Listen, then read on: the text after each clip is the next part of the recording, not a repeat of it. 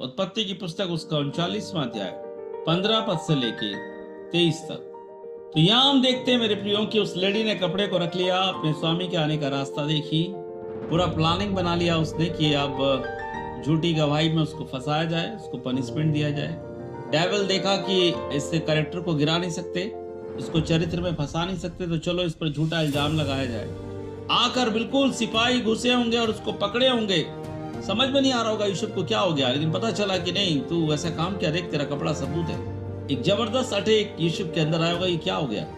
और आप देखिए 11 साल उस घर में वो बिता चुका है। 11 इयर्स में उस घर के बारे में चप्पा चप्पा वो जानता है, उतना अधिकारी बन गया, उतना पावर में आ गया है, लेकिन उसका पूरा पावर वहां खत्म होकर वो वापस जेल में जाने के लिए उसकी तैयारी हो रही है। एक अटेम्प्ट टू रेप का उसके ऊपर केस लगा हुआ है। तो जब उसको पता चला होगा कि इस तरीके से मुझे बदनाम किया गया है, इस तरीके से जो गुनाह मैंने किया नहीं उसके लिए मुझे जेल में डाला गया है, तो ये अगर आप संसारिक दृष्टि से देखेंगे तो जबरदस्त पता नहीं है। जो व्यक्ति काम कर रहा था, सुपरवाइजर था, अधिकारी था, सारी चीजों का कंट्रोल उसके हाथ में था, लेकिन आज वो एक अपराधी की तरह जेल में डाला गया है, अपमान के साथ, बेइज्जती के साथ। यहां तक दाऊद लिखता है कि उसको जंजीरों से बांधा गया और उसको जेल में भेजा गया। तो बाइबल इस बात को बताता है कि जब उसने अपने चरित्र की रक्षा की, जब उसने अपने विश्वास का रक्षा किया, जब उसने अपने आत्मिक जीवन का रक्षा किया, तो संसारिक दृष्टिकोण से एक जबरदस्त बदनामी और अपमान और परिस्थिति को उसको झेलना पड़ा।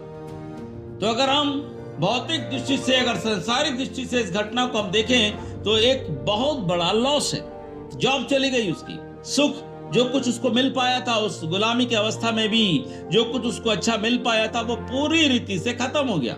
उस घर में वो एक राइट्स रख चुका था कि लोगों को हुक्म दे रहा था कि ये करो वो करो, मालिक के बाद उसकी चलती थी। अब मालिक ने सबको समझा दिया था कि अब मैं कुछ नहीं देखूंगा, यही देखेगा।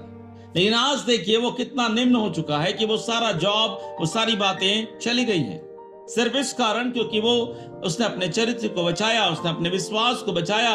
वो परमेश्वर के सामने अपराधी नहीं बनना चाहता था। लेकिन बाइबल दिखाता है उस जवान के बारे में, 11 साल उस घर में रहने के बाद, उसके जीवन में बदलाव होने के बाद, एक अच्छा जीवन आने के बाद भी जब उसको मौका मिला कि परमेश्वर को मैं महिमा दूं, परमेश्वर के नाम को ऊंचा करूं, उसने किया। उसने साफ कहा कि ये दुष्टता करके मैं परमेश्वर का अपराधी क्यों बनूं, मैं परमेश्वर के साथ धोखा नहीं कर सकता। क्या अद्भुत बात है, क्या अद्भुत बात है। मैं गॉड के साथ धोखा नहीं कर सकता। संसार की अभिलाषाओं के लिए, संसार के सुख के लिए मैं परमेश्वर के साथ धोखा नहीं कर सकता। ये उसका निर्णय था।